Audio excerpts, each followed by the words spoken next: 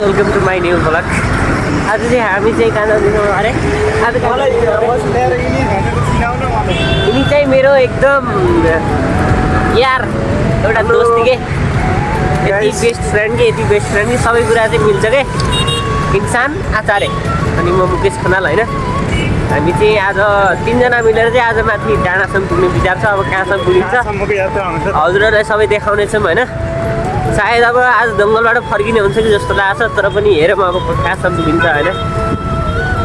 यस्तो छ बजारको माहौल, खासै छैन चलपल बजारतिर होइन। एउटा कुरा तिमीलाई अलिक उभा जस्तो लाग्यो नि, कस्तो त्यो आशिका तामाङ दिदी आइथ्यो नि त, अनि त्यसमा चाहिँ यहाँ फोहोर अलि जम्मा गरिरहनु है, नत्र पुरै छरिपट्टा हुन्थ्यो कि फोहोरहरू यहाँ।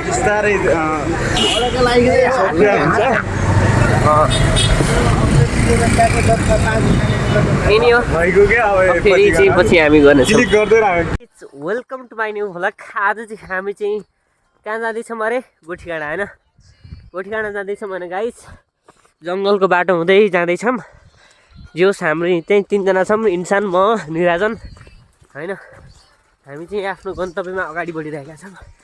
बाटो यस्तो छ, उकालो आउन लास्टै स्यासेर फेमा भयो क्या गाइस। पानी पनि छैन कि यहाँ, कहाँ गएर खाने यहाँ पानी।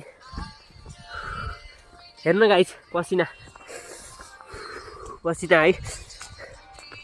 हामी माथि गएर कुरा गर्छौँ। Bye bye, see you.